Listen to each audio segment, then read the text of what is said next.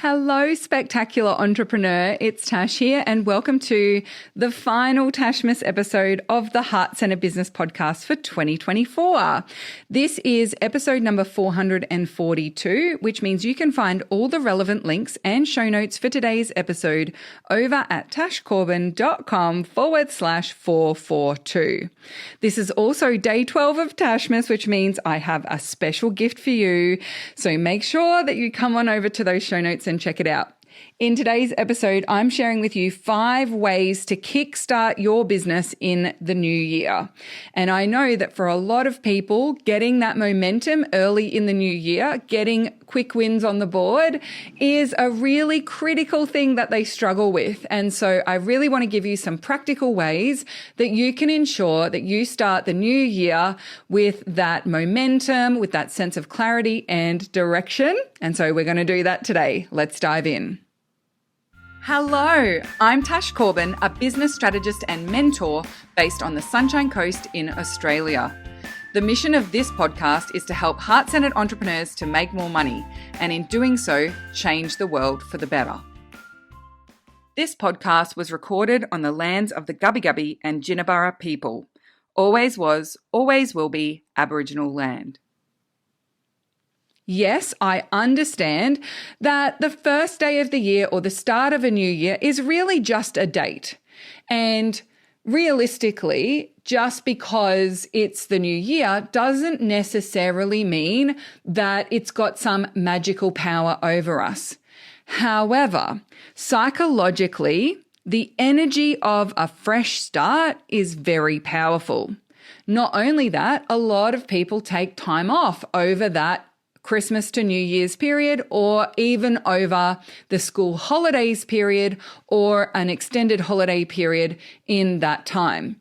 So we have all of this messaging around us that tells us that the new year is critical and it's important. We also tend to go through a bit of downtime in that pre-New Year's period.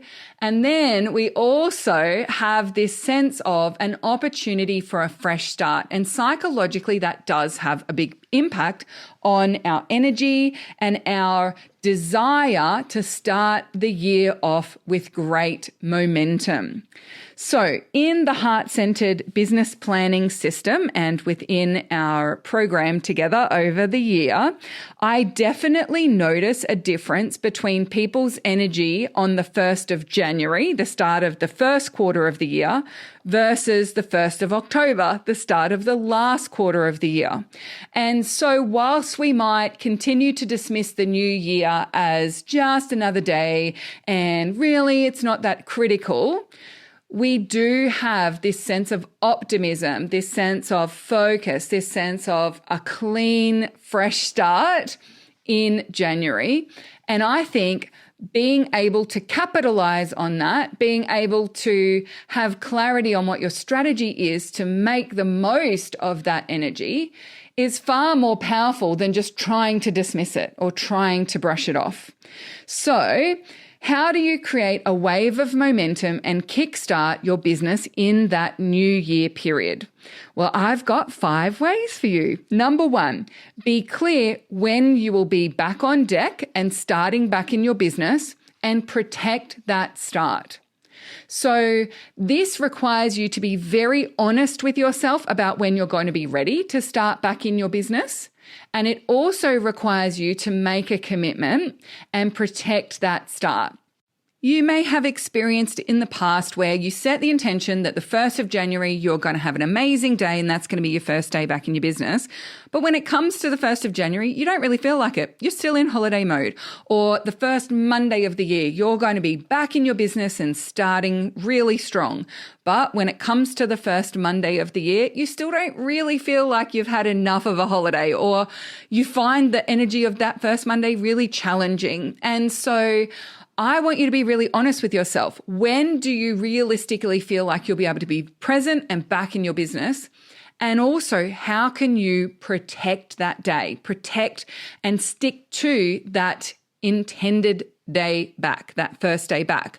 So for example, Do you need to tell your audience? So you've got that external accountability. Do you need to set a date of co-working with your biz bestie so that you both show up on that first day? So you're really clear, this is my first day back in my business, and you protect that day. You make it far more likely that you will actually show up that day than you won't.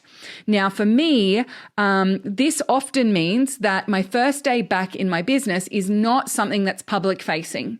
So my first day back in my business is actually me coming back to my business and having a day to make sure I'm really clear on my plan and get some early momentum without feeling like I need to show up for other people. My first day back publicly might be a little further down the track, so I don't open up my calendar until the following week, or I don't organize any calls for my programs until a week later. So I've got that first week back, and it is something that I commit to, but the way that I come back in is very much just behind the scenes and just for me, or it's that I come back and I'm meeting with my mastermind or I'm meeting with a biz bestie, and I've got that clarity on exactly what I'm going to be working on, but it's not something where I feel like I'm being pulled into other people's energy too soon. So number one, be clear when you'll be back on deck working in your business and protect that day. Make it a non-negotiable that that's your day back, and here's how you're going to ensure that you actually do come back on that day. Number two is to block out dedicated planning and action time in your first 4 weeks of the year. So if you've decided your first day back, for example, is going to be the 12th of January, from the 12th of January for 4 weeks, you ensure that you've at least got some time and space in your calendar for working on your business, not being in your business. So working on your business is things like your CEO time, planning time, taking strategic action to look after the long-term growth of your business, taking strategic action to set up your content for the first few months or whatever it might be. The way that I do this is that I block out at least 2 hours twice a week in my first 4 weeks, and I do it in a way that I know I'm going to be in the right energy and I'm going to be in the right headspace. So for example, I facilitate a yearly planning session for the Heart Centre Business Planner. And I know after facilitating that session, I am itching to make sure that I've got my planning all lined up and sorted. I generally start my business plan for the following year in December of the previous year. So it's not that I have to start my business plan for the year from scratch at that point in time. By the time I'm facilitating business planning sessions for everyone else, my business plan is 80% complete. But I know that that last 20% is most likely to get done straight after I've facilitated the call. So the 2 hours after that call, I always block out for me to finish my own plan. Similarly, for my quarter one planning, after I've facilitated Q1 planning for everyone else, I am really pumped and hyped up to get my Q1 plan nailed and bedded down and really mapped out in detail. And so I block out the 2 hours after that call to really get it finished. Additionally, I book in co-working sessions with different biz besties for working on my business and different things that I know I want to prioritize. So I have a friend that I do a lot of content creation co-working with for social media. We both love like bouncing ideas off each other. We often have things that we think each other should be doing, and we give each other really good advice about, oh, you should do this for your content. Oh, you should do that for your content. And so we book in a couple of 90-minute co-working sessions within that first 4 weeks of the year so that we both know we're going to get that done. So have a think about how you can block out that dedicated planning and action time in the first 4 weeks and how you can make sure that that time you're going to really be in the zone.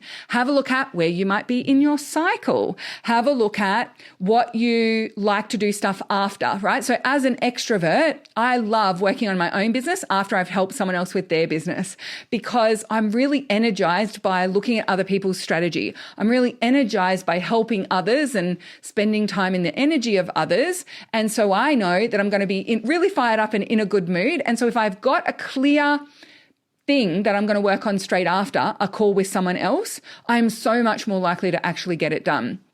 I'm also, as an extrovert and as someone who's neurodivergent, far more likely to get things done effectively if I am in that co-working space. I've got someone to body double with, I've got someone to bounce ideas off, and they're bouncing their ideas off me as well. And so I set myself up with the environment that I need by thinking about what gets me in that right headspace, what gets me in the right mindset. All right. And then number 3 is getting really clear on what your strategy is, especially for the first quarter of the year, and mapping out those first priority actions to get that strategy implemented. So if you know that in the first quarter, one of your core strategies is to run regular webinars, what are the first steps that you need to actually put in place? What are the first actions you need to take to ensure that that is seen through and that you don't get distracted from it? It might be that you set all of them up in one go. It might be mapping out their little setup documents and all of the follow-up emails and writing them all in advance. It might be hiring someone to help you with those webinars because you know that you need some strategic guidance on how to structure it and how to ensure you're maximizing engagement. It might be that one of the critical things you know that contributes to success of webinars is running ongoing list growth ads. And so one of your most priority first actions that you need to take to actually look after your webinar strategy is ensuring that your list growth ads are up and running and doing a great job. So what is your actual strategy? What is your plan for business growth, particularly for the first quarter? And then for each strategy, let's say you choose 3 core things that you're going to do in quarter 1. For each of those, what are the first actions? And if you've got that very clear, very prioritized, and very straightforward in front of you, it's not a to-do list of 65 different things. It's just the first 3 actions for your top 3 strategies. You've got 9 things in front of you that you know if you do those 9 things, your core strategies are going to have a lot of momentum. Just simply having that clear, having made those decisions and having it in front of you can ensure that your start to the new year is one that creates momentum. It gets you those quick wins, and those quick wins then create that sense of excitement, and they start to snowball this sense of success and momentum. And that's what gets the ball rolling for you. Number 4 of the 5 ways to kickstart your business in the new year is to ensure that there is no front loading. Front loading is the phenomenon of when you come up with ideas, strategies, and projects for your business, and you've got all these ideas about what you're going to achieve in the year, and then somehow all of them need to be done in January. All of them are urgent.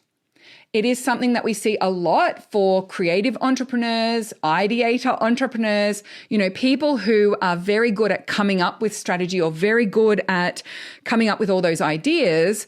And every single one of those ideas now all of a sudden needs to be done straight away. I see it quite consistently for people when it's their first ever time doing the Heart Centered Business Planning System for quarter 1. We do this process in how we set up your plan for the first quarter to ensure that we are reducing front loading as much as possible. But of course, people have this belief of, yeah, that's fine, but I'm going to be really productive in January because of XYZ. And so people often, especially with a fresh start for the new year, they almost feel like they're going to not just have a fresh start, they're going to have a complete personality transplant. Even though they've never been able to complete 3 projects in 2 weeks in the past in their business, they convince themselves because it's the new year, because they've got this excitement, because they've got this fresh start and this energy, they're now somehow magically going to be able to do 10 projects in the first 2 weeks of the year.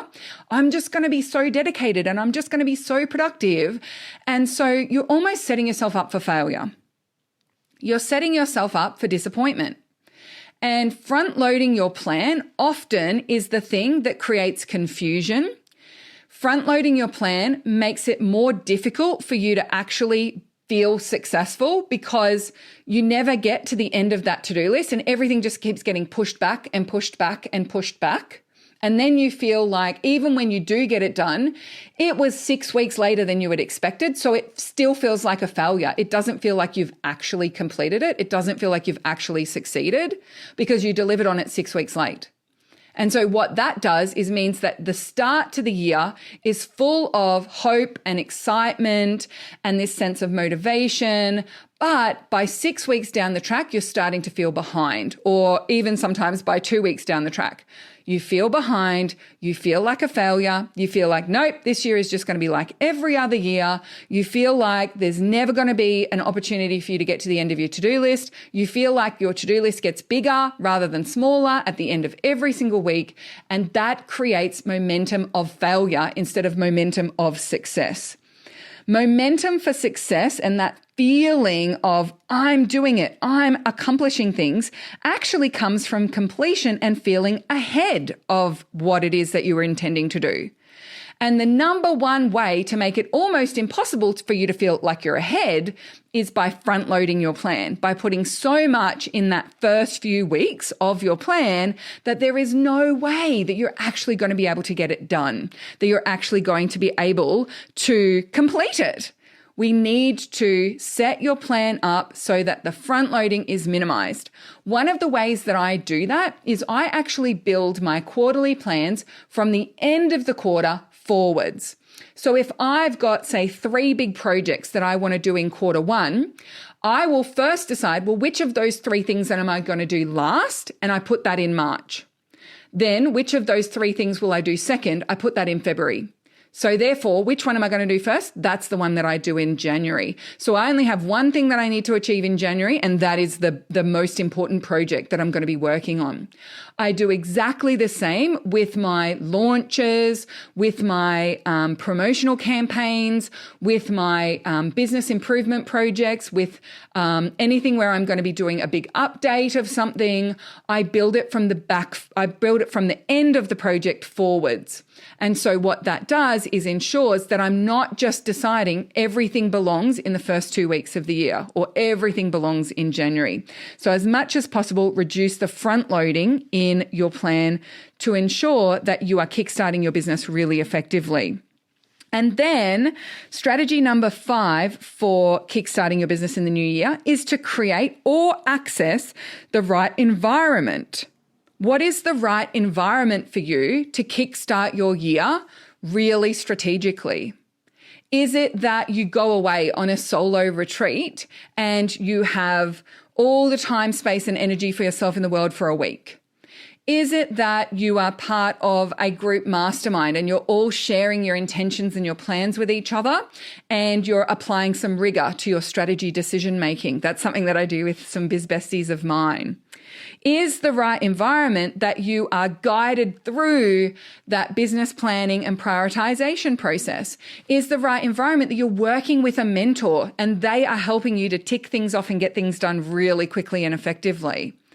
Is the right environment that you are part of some kind of course or program because you know when you work in that group environment, you're far more disciplined or you're far more focused.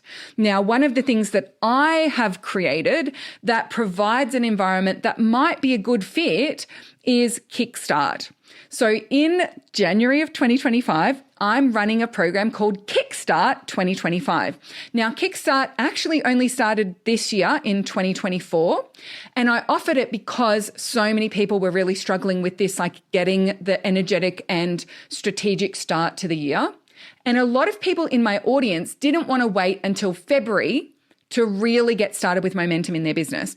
So I know that there are a lot of people in my audience, especially in the Southern Hemisphere, where we have our summer holidays and they don't really end until the end of January. And so the middle of January is not the right time to start getting that momentum in your business. I know that I have a lot of people in my audience who feel that way or have that as their situation. So as I said, for tip number 1, be clear when you'll be back on deck and protect that time.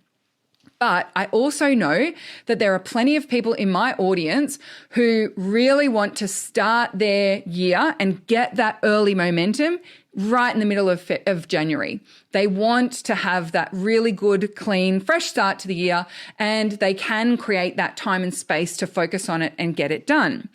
And so what we did in 2024 was I ran this week-long event called Kickstart, and for that week, we really tapped into the core decisions and strategic actions that would create that really big burst of momentum and energy and focus for the new year.